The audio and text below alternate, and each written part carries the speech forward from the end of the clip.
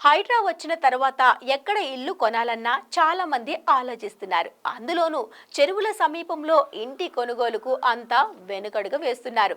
ఇంటి స్థలం లేదా అపార్ట్మెంట్కు కొంత దూరంలో చెరువు, నాలా, నీటి కుంట లాంటివి కనిపిస్తే ప్రభుత్వ నిబంధనలకు అనుగుణంగా ఉన్నాయో లేదో సరిచూసుకోవాలి.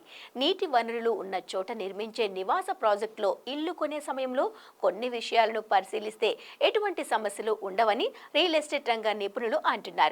అందులో ప్రధానంగా నిర్మాణానికి సంబంధించిన ప్రభుత్వ విభాగాల నుంచి నో అబ్జెక్షన్ సర్టిఫికెట్ ఎన్ఓసి ఉందో లేదో చెక్ చేసుకోవాలని సూచిస్తున్నారు.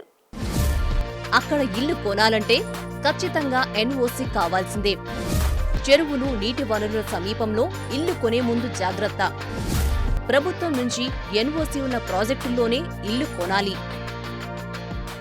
బిల్డర్ లేదా నిర్మాణ సంస్థ భరోసా ఇచ్చారని, తెలిసిన వాళ్లు కొన్నారనో ఏమాత్రం అవగాహన లేకుండా, వెనక ముందు ఆలోచించకుండా, ఎన్ఓసి లాంటి అంశాలను పరిశీలించకుండా ఇల్లు కొంటే మాత్రం చిక్కులు తప్పవని హెచ్చరిస్తున్నారు. నిర్మాణానికి సంబంధించిన పూర్తి వివరాలు తెలుసుకోకుండా నీటి వనరుల ప్రాంతాల్లో ఇంటిని కొనుగోలు చేస్తే తరువాత ఇబ్బందులు ఎదురయ్యే అవకాశముందని అధికారులు చెబుతున్నారు. చెరువులు, కుంటల వంటి జలాశయాల సమీపంలో కొన్న స్థలంలో ఇల్లు కట్టాలన్నా, ఇదివరకే ఇల్లు ఉండి పై అంతస్తులు నిర్మించాలన్నా ఆయా ప్రభుత్వ సంస్థల నుంచి ఎన్ఓసి తప్పనిసరి అని అధికారులు అంటున్నారు. జీహెచ్ఎంసీ, హెచ్ఎండీఏ పరిధిలోని చాలా వరకు చెరువులు ఆక్రమణకు గురవడం, ఎఫ్టీఎల్ బఫర్ జోన్లో భారీ నిర్మాణాలు చేపట్టడంతో ప్రభుత్వం ప్రత్యేకంగా హైడ్రా వ్యవస్థను ఏర్పాటు చేసింది. వాస్తవానికి ఎఫ్టీఎల్ బఫర్ జోన్లలో నిబంధనల మేరకు ఎలాంటి నిర్మాణాలు చేపట్టడానికి వీల్లేదు. అలా కాదని ఎవరైనా భవనాలు కట్టినా వాటిని కూల్చివేసే అధికారం ప్రభుత్వానికి ఉంది. ఈ నేపథ్యంలో జలవనరుల చెంత నిర్మాణాలు లేదా లేఅవుట్లకు ప్రభుత్వ నిబంధనల మేరకు ఎన్ఓసీలు తప్పనిసరిగా తీసుకోవాలి. చెరువులు, కుంటలు వంటి నీటి వనరులు హెచ్ఎండీఏ పరిధిలో ఉంటే వాటికి 200 మీటర్ల దూరం, జీహెచ్ఎంసీ పరిధిలో అయితే 100 మీటర్ల దూరంలో ఉంటే ఎన్ఓసీ తప్పనిసరి అని ప్రభుత్వ నిబంధనలు చెబుతున్నాయి.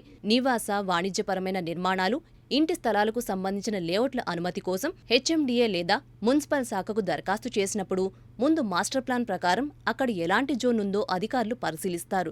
ఆ తర్వాత నీటి వనరులపై ఆరా తీస్తారు. ఒకవేళ నిర్ణీత స్థలం నీటి వనరుల సమీపంలో ఉంటే ఎన్ఓసీ కోసం రెవెన్యూ, నీటిపారుదల శాఖకు పంపిస్తారు అధికారులు. మున్సిపల్ పట్టణాభివృద్ధి శాఖ మెమో 13/612/M1/212 ప్రకారం నీటిపారుదల శాఖలో ఎగ్జిక్యూటివ్ ఇంజనీర్, రెవెన్యూ విభాగంలో జాయింట్ కలెక్టర్ స్థాయి ఉన్న అధికారులు ఎన్ఓసీ సర్టిఫికేషన్ జారీ చేస్తారు. తమ వద్దకు వచ్చిన దరఖాస్తును ఉమ్మడిగా క్షేత్రస్థాయిలో పరిశీలించి ప్రతిపాదిత నిర్మాణం ఎఫ్టీఎల్ లేదా బఫర్ జోన్ పరిధిలోకి వస్తుందా లేదా అన్నది నిర్ధారిస్తారు. ఎఫ్టీఎల్ పరిధిని చెరువు అలుగు లేదా మత్తడి నుంచి డీజీపీఎస్ సాంకేతికత ఆధారంగా అక్షాంశాలు, రేఖాంశాల ఆధారంగా నిర్ధారిస్తారు.